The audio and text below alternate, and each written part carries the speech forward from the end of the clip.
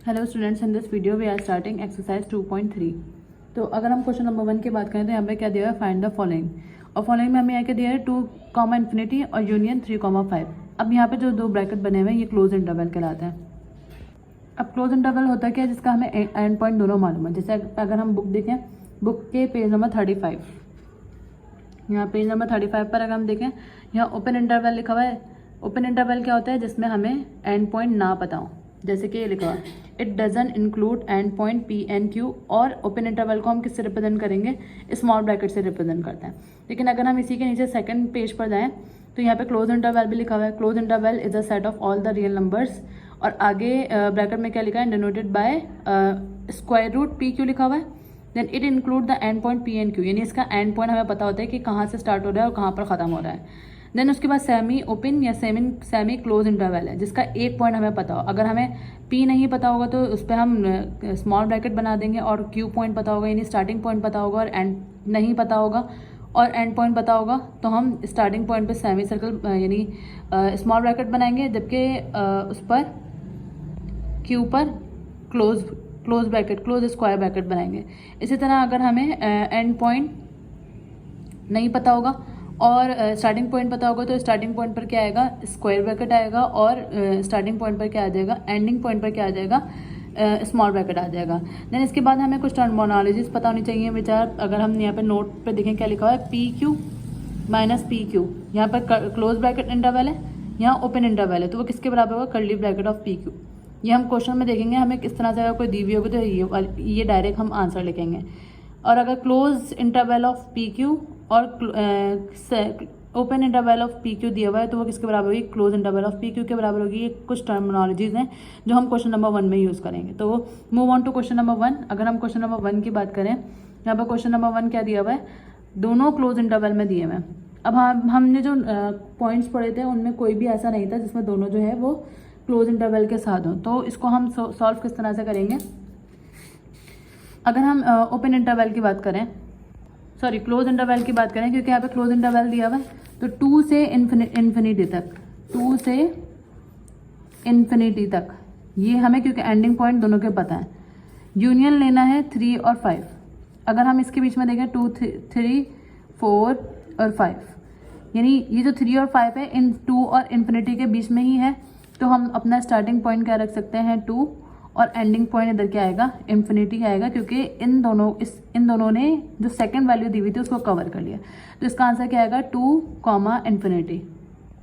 अब अगर हम इसके सेकंड पार्ट की बात करें तो सेकंड पार्ट क्या दिया हुआ है, गिवन क्या है, -1, 1, ये क्लोज इंटरवल है। Then -2, infinity. तो अगर हम इसकी बात करें, ये क्लोज इंटरवल है, ये ओपन इंटरवल है। तो क्लोज इंटरवल का मतलब क्या है, हमें स्टार्टिंग पॉइंट भी पता है और मतलब दोनों एंड पॉइंट हमें पता है। अगर हम ये भी कह सकते हैं स्टार्टिंग पॉइंट भी पता है, एंड पॉइंट भी पता है। तो ये क्लोज इंटरवल को ड्रॉ कर लिया। इसमें से हमें माइनस करवाना है किसको, 2 और इन्फिनिटी की, जो कि ओपन इंटरवल में थे। तो 1 के बाद 2 आएगा, 2 के बाद 3, 4 एंड सो ऑन करके इन्फिनिटी आ जाएगा। लेकिन हमें माइनस में कंडीशन पता है कि अगर पहले ब्रैकेट में से हम दूसरे ब्रैकेट में से कुछ माइनस करवाते हैं, अगर सेट्स की बात की जाए, तो अगर कुछ कट रहा होता है, जैसे 2, 3, 4, 5 इन्फिनिटी तक आएगा, इसमें -1, और पहली बात तो ऐसे कुछ कट नहीं रहा। और अगर कुछ कट रहा होता है तो आंसर किसका आता है, जो पहले ब्रैकेट में आंसर आ रहा होता है। तो हम इसको किस तरह से लिखेंगे, और क्योंकि ये माइनस पहले क्लोज इंटरवल का ही आ रहा है तो हम किस तरह से लिखेंगे, -1, 1 in the close bracket. Now moving to the third point. Third कोई पार्ट हमें क्या दिया हुआ है इसका, 5, infinity in the open interval, intersection -3, 6। तो अब इसको किस तरह से सॉल्व करेंगे, अब दोनों किस में, ओपन इंटरवल में। तो सबसे पहले -5 इंटरवल पर बनाते हैं। तो 5, 6, 7 एंड सो ऑन करने के बाद ये आ जाएगा इन्फिनिटी में। देन दूसरा देखें तो -3, 6 पर, तो -3 इसके पीछे चला जाएगा, ये तो आ रहा है यहाँ से लेकर ये यहाँ तक क्या आ रहा है। अब अगर हम इसके पीछे जाएं, बैकवर्ड पे जाएं, तो हमें क्या है, -3 और 6 है। तो -3 के बाद -2, -1, उसके बाद 0, 1, 2, 3, 4, 5 और 6, ठीक है। ये यहाँ से यहाँ तक के बन रहा है। अब क्योंकि इधर क्या लिखा हुआ है, इंटरसेक्शन, तो इन दोनों में सेम क्या आ रहा है, 5 और 6, इन दोनों में सेम क्या आ रहा है, 5 और 6। क्योंकि इससे आगे की तो कोई, सॉरी 5 और 6, हाँ क्योंकि इसके इंटरवल 6 तक के, तो 5 6 भी आएगा। तो 5 और 6, इसके आगे की कोई वैल्यू नहीं दी हुई और इससे पहले की कोई वैल्यू नहीं दी हुई, तो दोनों में सेम क्या है, और सेम क्यों देख रहे हैं, क्योंकि यहाँ पर इंटरसेक्शन है। तो यहाँ पे आंसर क्या आ जाएगा, वो हम सेट की फॉर्म में लिखेंगे कि क्या सेम आ रहा है 5, 6। ओके, अब अगर हम इसके पार्ट 4, 5 और 6 की बात करें तो पार्ट 4 में देखें 3 ये ओपन पेयर में है और ये ओपन इंटरवल में है, सॉरी क्लोज इंटरवल में है और ये ओपन इंटरवल में। तो ये एक प्रॉपर्टी को फॉलो करिए, कौन सी वाली, ये क्लोज इंटरवल में है और माइनस है बीच में और क्लोज ओपन इंटरवल है, तो वो किसके बराबर आएगी, कर्ली ब्रैकेट पी क्यू लिखा हुआ है ना, तो पी क्या है 3 और क्यू क्या है 5, तो डायरेक्ट हम इसको प्रॉपर्टी से लिख देंगे। देन इसके बाद 1, 10 इंटरसेक्शन 3, 11 और दोनों क्लोज इंटरवल में, तो ऐसी कोई प्रॉपर्टी यहाँ पर नहीं दी हुई, तो हम इसको सॉल्व कर लेते हैं। ओके, सॉल्व कर लेते हैं इसको। तो अब अगर हम देखें यहाँ पर क्या है 1, 10 दोनों क्लोज इंटरवल में, 1 से लेकर 10 तक, 2, 3, 4, 5, 6, 7, 8, 9 और 10 टाइम इंटरवल पे बना देंगे। और दूसरी वाली क्या है 3, 11 यानी 3 से लेकर 11 तक। पहली वाली यहाँ से लेकर 1 से लेकर 10 तक है और दूसरी वाली 3 से लेकर 11 तक है। तो इन दोनों में से इंटरसेक्शन में सेम लिखते हैं, तो सेम क्या है 3 और 10। इसको हम क्लोज इंटरवल में ही बना देंगे, कैसे 3, 10। ओके, अब अगर हम लास्ट पार्ट की बात करें तो इस ऐसी ये भी किसी प्रॉपर्टी को फॉलो नहीं कर रहा, तो हम इसको इंटरवल पे ही बनाते हैं, कैसे -इन्फिनिटी से यहाँ पे क्या आएगा 5 तक दिया हुआ है ना, तो पहली वेदी में -इन्फिनिटी से 5, -इन्फिनिटी से अगर चले हम पॉजिटिव वैल्यू भी लेते हैं तो यहाँ पे क्या आ जाएगा 0, 1, 2, 3 और 4। जबकि अगर हम इसको देखें ये कहाँ से कहाँ तक है, -इन्फिनिटी से 3 तक, 0, 1, 2, 3 यहाँ तक, ठीक है। तो इसमें माइनस करवाना है, इन्फिनिटी से इन्फिनिटी कट जाएगा, 0 से 0, 1 से 1, 2 से 2, 3 से 3 और बस क्या बचेगा हमारे पास बचेगा 4 बच रहा है और 5 बच रहा है। तो हम आंसर में क्या लिख देंगे, अब क्योंकि ये ओपन इंटरवल मतलब स्टार्टिंग और एंड पॉइंट 4 और 5 आ जाएगा इसका। और ओपन इंटरवल क्यों आया, क्योंकि इनफाइनाइट वैल्यू थी हमारे पास साइडों, इनकी इंटरवल इनफाइनाइट वैल्यू थी। अब अगर हम क्वेश्चन नंबर 2 की बात करें तो यहाँ पे क्या लिखा है, find the nth term. nth term का मतलब क्या था, लास्ट टर्म हमें नहीं दी हुई वो मालूम करनी है, and the limit of the following sequence, और जो सीक्वेंस हमें दी हुई है उसकी सीक्वेंस मालूम करनी है। तो टर्म मालूम करने के लिए हमारे पास 3 प्रोग्रेशन होती है, अर्थमेटिक, ज्योमेट्रिक जिसको हम AP, GP और या सीक्वेंस हार्मोनिक प्रोग्रेशन बोलते हैं, ठीक है। अब अर्थमेटिक में क्या होता था, डिफरेंस सेम होता था जो हम फर्स्ट ईयर में पढ़कर आ रहे हैं। ज्योमेट्रिक में क्या होता था, रेशियो सेम होता था, अभी इसको हम रहने देते हैं फिलहाल। तो इसमें डिफरेंस सेम होता था और इसमें रेशियो सेम होता था। तो फर्स्ट ऑफ ऑल हम जो सीक्वेंस हमें दी हुई है हम उसमें चेक करेंगे कि यहाँ पर डिफरेंस सेम आ रहा है या रेशियो सेम आ रहा है। तो पहले तो अगर हम गिवन सीक्वेंस की बात करें, यहाँ भी क्या है 1, 1/2, 1/4, 1/8 फ्रैक्शन में वैल्यू दी हुई है और न्यूमरेटर में तो है ही 1। तो अगर हम इसको निगलेक्ट करके कंसीडर कर लें, कंसीडर द सीक्वेंस डिनोमिनेटर वाली, कंसीडर द सीक्वेंस, हमने क्या कंसीडर करा है, इसके नीचे कुछ भी नहीं है यानी कि 1। Consider the sequence 1, 2, 4, 8 and so on, ठीक है। हमें TN लास्ट टर्म मालूम करनी है यानी TN मालूम करना है। अच्छा, अब यहाँ पर देखें तो 2 - 1 क्या हो जाएगा 1, 4 - 2 क्या हो जाएगा, ये करके दिखाते हैं आपको, 1/2 - 1 1, 4 - 2 2। तो ये डिफरेंस तो सेम नहीं आ रहा, लेकिन अगर हम रेशो देखें तो 2/1 इज 2, 4/2 इज 2 एंड 8/4 इज 2। तो दैट मीन्स रेशो सेम आ रहा है। तो गिवन सीक्वेंस इज ज्योमेट्रिक। तो ज्योमेट्रिक में TN का फॉर्मूला क्या होता है, TN = ARn-1। अब TN क्योंकि हमें मालूम करना है तो हम इधर क्या लिख सकते हैं, हेयर जो गिवन सीक्वेंस है A क्या है, A फर्स्ट टर्म होती है तो 1 और रेशो हमारे पास क्या आ रहा था, रेशो हमारे पास आ रहा था 2। तो इधर हम फिल करेंगे वैल्यूज 1, 2 की पावर n माइनस 1, n नहीं मालूम, तो ये क्या आ जाएगा 2 की पावर n माइनस 1, यानी लास्ट टर्म हमारी क्या है, Tn is equal to 2n minus 1। लेकिन अगर हम इसके हिसाब से देखें तो हमारे पास Tn क्या आ जाएगा, for the given sequence, for the given sequence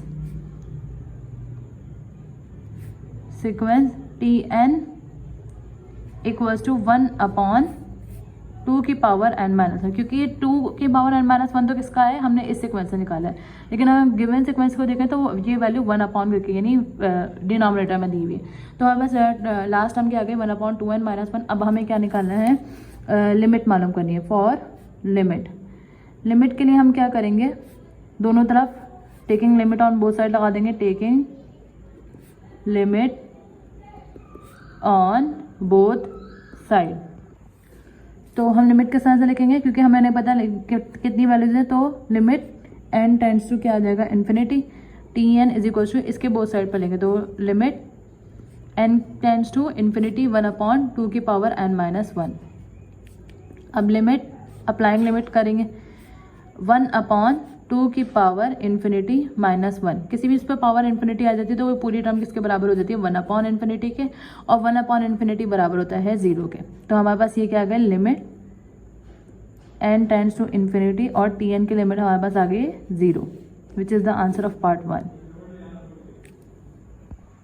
तो अगर हम इसी के सेकंड पार्ट की बात करें तो यहाँ पर हमारे पास 4 डिफरेंट सीक्वेंस दी हुई हैं। अगर न्यूमरेटर में 2 दी हुई हैं और डिनोमिनेटर में दी हुई हैं। अगर हम न्यूमरेटर की बात करें तो 1, 3, 5 and so on, is than 2, 4, 6 and so on. पहले हम इसके लिए Tn मालूम कर लेते हैं, देन न्यूमरेटर पर आएंगे।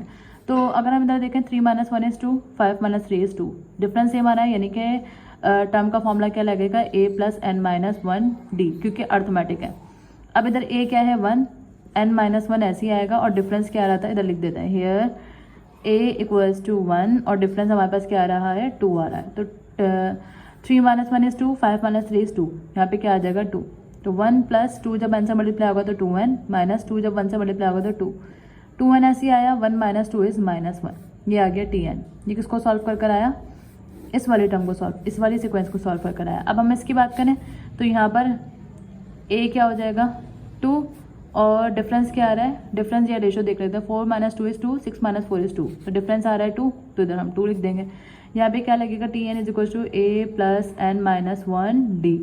a क्या है 2 दिया हुआ है, n - 1 ऐसे ही आया, d की जगह पे क्या आ जाएगा 2, तो 2 + 2 को n से मल्टीप्लाई करवाएंगे 2n, 2 को 1 से मल्टीप्लाई करवाएंगे 2, प्लस का 2 माइनस का 2 कट गया, हमारे पास ये क्या आ जाएगा 2n, यानी कि ये सेकंड सीक्वेंस आया है। अब अगर हम थर्ड सीक्वेंस की बात करें वो क्या है 3, 5, 7 एंड सो ऑन। तो हम थर्ड सीक्वेंस को कंसीडर कर लेते हैं। थर्ड सीक्वेंस लिख लेते हैं, यहाँ पे क्या है 3, 5, 7 एंड सो ऑन, और फोर्थ सीक्वेंस हमारे पास क्या है 4, 4, 6, 8 and so on, 4, 6, 8 and so on. सब में डिफरेंस सेम ही आएगा क्योंकि अर्थमेटिक है। 5 - 3 = 2, 7 - 5 = 2, तो इधर a क्या होगा, a होगा 3, और डिफरेंस क्या आ रहा है इधर, सेम 2 आ रहा है। तो Tn = a + n - 1d होता है। Tn हमें मालूम करना है, a की जगह पे क्या आ जाएगा 3 + n - 1 ऐसे ही रहेगा क्योंकि n नहीं पता, d की जगह पे 2, तो 3 + 2n - 2 हो जाएगा। 2n अपनी जगह पे ऐसे ही रहेगा, 3 - 2 = +1, तो इससे Tn क्या आ रहा है 2n + 1 आ रहा है। देन इसके लिए सॉल्व करेंगे, a क्या आ जाएगा इधर 4, क्योंकि पहले टर्म है, और डिफरेंस क्या आ जाएगा 6 - 4 = 2, 8 - 6 = 2, तो डिफरेंस क्या आ जाएगा 2। तो फॉर्मूला लगाएंगे Tn = a + n - 1d, a की जगह पे 4 + n - 1 ऐसे ही आया, डिफरेंस इधर भी क्या आ रहा है 2, 4 + 2 को n से भी मल्टीप्लाई करवाएंगे, 1 से भी, तो 2n - 2, 2n अपनी जगह पे ऐसे ही रहेगा, 4 में से जब 2 माइनस करवाएंगे तो इट विल बी 2, तो हमारे पास Tn क्या आ गया 2n + 2, तो इसको हम इस तरह भी लिख सकते हैं, 2 कॉमन लिख के n + 1, ठीक है। ये सबके लास्ट टर्म आ गया। अब हम लास्ट टर्म लिखेंगे कैसे, तो जो सीक्वेंस दी हुई है वो क्या दी हुई है 1,1.2, 3.4, ये डॉट पॉइंट नहीं है, डेसिमल नहीं है, मल्टीप्लाई होता है, इसका मतलब 3,4, 5.6, 5.6, 7.8 इन सो ऑन। लास्ट हम टर्म हमें कैसे लिखेंगे, पहले ये वाली आ जाएगी 2n - 1, फिर ये वाली आ जाएगी क्योंकि ये सी के बराबर से रही थी 2n, देन ये वाली आ जाएगी 2n+1 और देन ये वाली आ जाएगी यानी कि 2n+1। अब यहाँ से ये कैंसिल हो रहा है तो हमारे पास क्या बच जाएगा n 2n-1 और डिनोमिनेटर में 2n+1 और n+1, ये हमारी लास्ट टर्म आ गई। अब हम क्या करेंगे, क्योंकि tn हमारे पास क्या आ रहा है, अगर हम टोटल देखें तो n 2n-1 और डिनोमिनेटर में 2n+1 और n+1, हम दोनों तरफ क्या लगा देंगे, limit, taking limit on both side पर लिमिट लगा देंगे तो limit n tends to infinity tn is equals to limit n tends to infinity, n की जगह पे क्या आएगा, इनफाइनाइट, 2∞-1 और डिनोमिनेटर में 2∞+1 और ∞+1। ऐसे अगर हम डायरेक्ट लिमिट अप्लाई कर देंगे, हमने यहाँ पे लिमिट अप्लाई करी है, बल्कि अभी हमने लिमिट अप्लाई नहीं करी, तो हम इधर क्या लिखेंगे n, क्योंकि इनफाइनाइट हम कब पुट करेंगे, जब हम लिख देंगे यहाँ पे अप्लाइंग लिमिट n 2n-1 और 2n+1 और n। और अगर हम ऐसे डायरेक्ट लिमिट अप्लाई कर देंगे तो इनफाइनाइट न्यूमरेटर में भी आ रहा है और डिनोमिनेटर में भी आ रहा है, दैट मीन्स वो क्वेश्चन सॉल्व नहीं होगा, इनफाइनाइट पे चलेगा। तो हमें इसको मजीद सिंप्लीफाई करना होगा ताकि जब हम लिमिट अप्लाई करें तो कोई ना कोई आंसर आए। तो हम किस तरह से सॉल्व करेंगे इसको, ये वाला अभी हम लिमिट अप्लाई नहीं करें तो limit n tends to infinity ये एज इट इज आ जाएगा। हम क्या कर सकते हैं, इधर n यहाँ पर ऐसे आया, इस n को हमें किसी तरह डिनोमिनेटर में लेकर आना है। डिनोमिनेटर में क्यों लेकर आना है, क्योंकि अगर डिनोमिनेटर में इन्फिनिटी आ जाता है तो 1/∞ 0 के बराबर होता है, लेकिन अगर न्यूमरेटर में ये इन्फिनिटी रहता है तो वो इन्फिनिटी ही रहता है। तो इसको लाने के लिए हम क्या करेंगे, n इनमें से कॉमन लेंगे। n किस तरह से कॉमन लेंगे कि अगर मैं n बाहर ले लूँ तो यहाँ से तो n कट के इधर आ गया 2, और यहाँ पे क्योंकि n नहीं था तो हम इसको किस में लिख देंगे, डिनोमिनेटर में लिख देंगे। ठीक है, अगर मैं वापस से मल्टीप्लाई करवाऊँ, n को 2n से मल्टीप्लाई करवाया 2n और n को 1/n से मल्टीप्लाई करवाएंगे तो n से n कट जाएगा और हमारे पास बच जाएगा 1। सिमिलरली अगर हम डिनोमिनेटर में देखें, यहाँ से क्या कॉमन लेंगे, n को बाहर लेंगे तो 2 बच जाएगा और यहाँ पे क्या बचेगा, 1/n बचेगा क्योंकि इसके साथ n नहीं था। इसी तरह हमें यहाँ से भी लेना होगा, यहाँ से जब n बाहर लेंगे तो एक और n आ जाएगा यहाँ पर। ठीक है, और जब एक और n आ जाएगा यहाँ पे क्या आएगा, 1+1/n। ठीक है, ये 2n से कट जाएंगे। अब हमारे पास सिर्फ क्या बचेगा, हमारे पास बचेगा सिर्फ limit n tends to infinity, ऊपर न्यूमरेटर में बच रहा है 2-1/n और डिनोमिनेटर में बच रहा है 2+1/n और 1+1/n। अब हम लिमिट अप्लाई कर सकते हैं, तो हम इधर क्या लिखेंगे, अप्लाइंग लिमिट। तो यहाँ पे क्या हो जाएगा, limit n tends to infinity equals to, अब लिमिट अप्लाई कर दी तो हम ये हटा देंगे, हमारे पास क्या बचेगा 2-1/n की जगह पे क्या आ जाएगा, इन्फिनिटी, डिनोमिनेटर में 2+1/∞ और 1+1/∞। ठीक है, 1/∞ हमें पता है किसके बराबर होता है, 0 के बराबर होता है। 2+1/∞ किसके बराबर होता है, 0 के बराबर होता है। 1+1/∞ यानी कि 0, 2 - 0 इज 2, 2 + 0 इज 2 और 1 + 0 इज 1। तो 1 को इससे मल्टीप्लाई करेंगे तो 2 ही आएगा, 2 से 2 कट गया, हमारे पास आंसर क्या आ गया, 1, which is the answer of part 2। Okay, अब अगर हम क्वेश्चन नंबर 3 की बात करें तो यहाँ पे क्या लिखा है, find the limit of the sequence whose n terms are. अब हमें n टर्म दी हुई है, सिंपली हमें क्या मालूम करना है, लिमिट मालूम करनी है। तो अगर हम इधर नोट करें, यहाँ पर न्यूमरेटर में यहाँ पर टर्म दी हुई है n, और हमें पता है अगर इस तरह से टर्म n दी हुई है तो वो इनफाइनाइट के बराबर होती है। तो हमें यानी इसको सॉल्व करना होगा, देन सॉल्व करने के बाद हम लिमिट लगाएंगे इधर।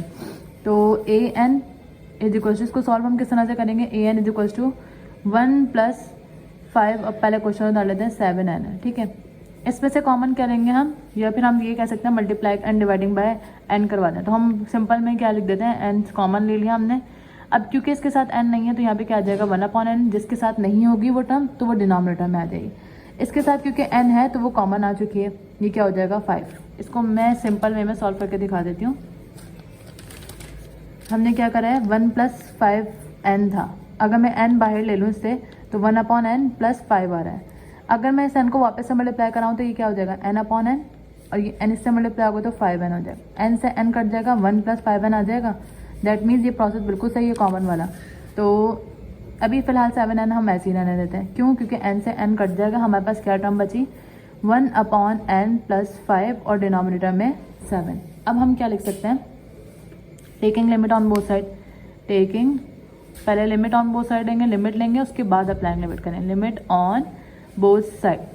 तो limit n tends to infinite a n is equals to limit n tends to infinite 1/n + 5 और डिनोमिनेटर में 7। अब लिमिट अप्लाई कर देते हैं क्योंकि हमने इसको सिंप्लीफाई कर लिया है। तो limit n tends to infinity, ये तो ऐसे ही आएगा, a n अब भी ऐसे ही आएगा, 1/∞ + 5 और डिनोमिनेटर में क्या आ जाएगा 7। तो यहाँ पे क्या आ जाएगा 1/∞ 0 + 5 और डिनोमिनेटर में 7, क्योंकि 1/∞ हम यहाँ पर लिख देते हैं, 1/∞ हमें पता है किसके बराबर होता है, 0 के बराबर होता है। Limit n tends to infinity, यहाँ पे क्या आ जाएगा a n is equal to 1 + 0 + 5 is 5 और डिनोमिनेटर में 7। So this is answer of part 1। Okay, अब अगर हम सेकंड पार्ट की बात करें तो यहाँ पे क्या दी है value, a n is equal to numerator में 3n - 1 और इधर n की पावर 4 - n और डिनोमिनेटर में n² + 5 और n³ - 7। अब इसको हम किस तरह से सॉल्व करेंगे, अगर हम पहले टर्म की बात करें तो लिमिट अभी अप्लाई नहीं कर रहे, ना लिमिट ले रहे हैं बोथ साइड, जब तक कि सिंप्लीफाई नहीं कर लेते।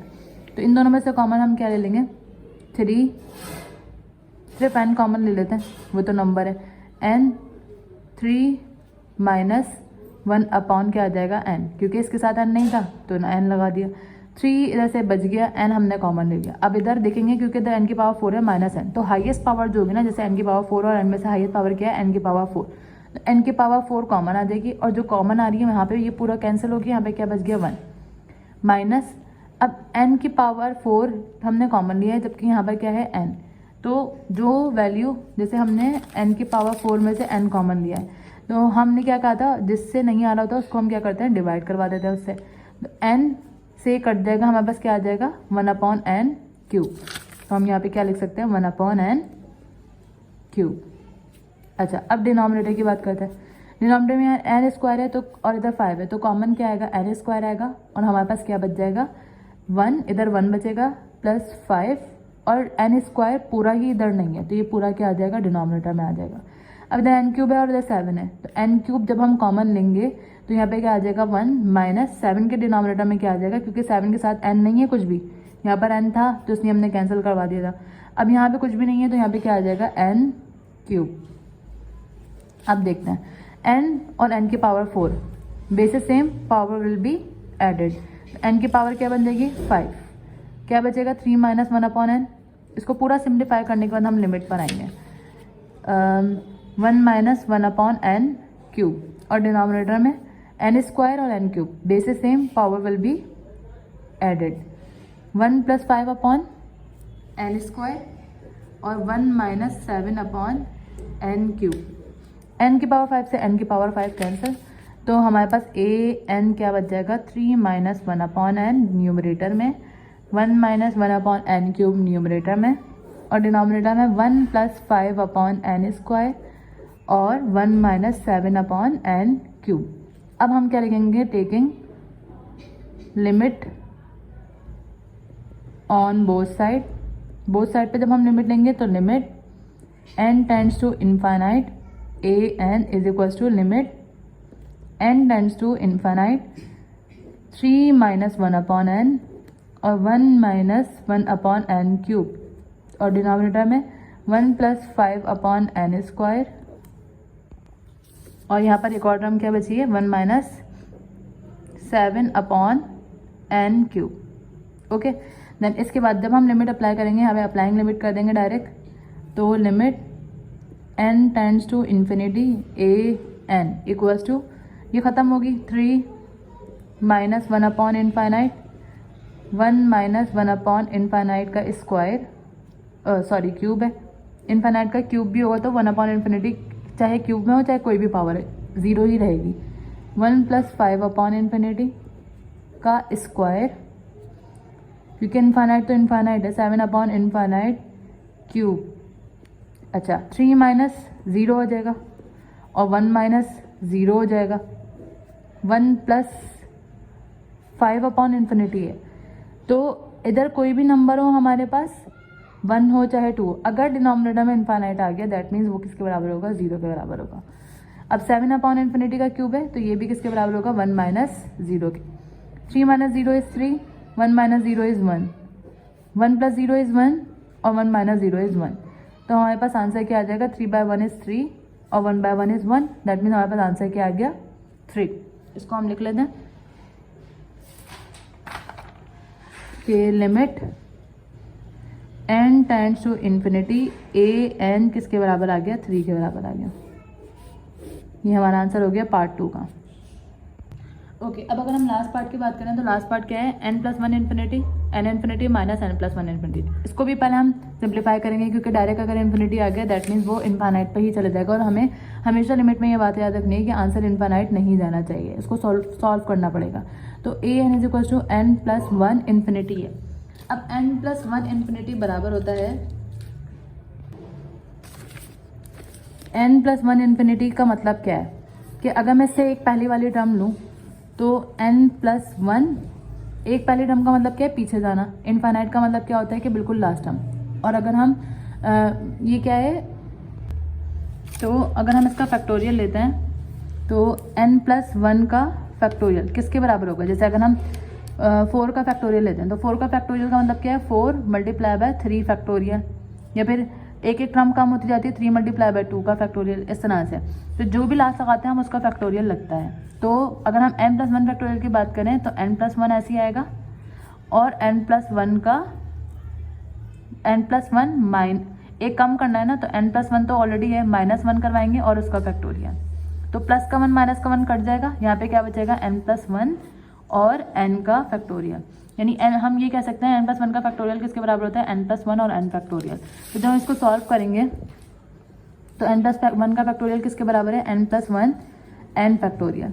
डिनोमिनेटर में n फैक्टोरियल को अभी ऐसे ही रहने देते हैं अनटच, माइनस n+1 का फैक्टोरियल किसके बराबर होता है, n+1, और ये कैसे होता है ये भी हमने करके दिखा दिया, n+1 और n का फैक्टोरियल। अब n+1 तो और n का फैक्टोरियल, न्यूमरेटर तो ऐसे ही रहेगा, लेकिन अगर हम डिनोमिनेटर को देखें तो यहाँ से कॉमन क्या आ रहा है, n फैक्टोरियल कॉमन आ रहा है, तो यहाँ पे क्या बचेगा, 1 माइनस n+1 बच जाएगा। यहाँ से 1 बचा, यहाँ से n+1 बच गया, n फैक्टोरियल से n फैक्टोरियल कट जाएगा, हमारे पास क्या बचेगा, n+1 और डिनोमिनेटर में भी 1 माइनस n+1। अब अगर हम देखें तो n और n ये दोनों को न्यूमरेटर में आ रहे हैं, इसको डिनोमिनेटर में लेकर आना है। इसको डिनोमिनेटर में लाने के लिए हम क्या करेंगे, ऊपर वाले से n कॉमन लेंगे, यहाँ पे क्या बचेगा 1, क्योंकि n तो कॉमन यहाँ से आ गया, लेकिन दूसरे वाले में n नहीं है, तो ये क्या हो जाएगा 1/n। इसी तरह डिनोमिनेटर में यहाँ तो 1 ऐसे ही रहेगा, इन दोनों में से कॉमन क्या ले लेंगे n, तो यहाँ पे क्या बचेगा 1 + 1/n। या उससे भी पहले हम एक काम ये कर सकते हैं और सिंपल हो जाएगा, n+1 ऐसे ही रहेगा। अगर हम डिनोमिनेटर को देखें तो 1 माइनस n+1 है, ऐसे भी हो जाएगा, लेकिन सिंपल वे में अगर हम देखें तो ये 1 माइनस n और माइनस प्लस -1, तो प्लस का 1 माइनस का 1 कैंसिल हो जाएगा, क्या आएगा n+1 और डिनोमिनेटर में आ जाएगा सिर्फ n।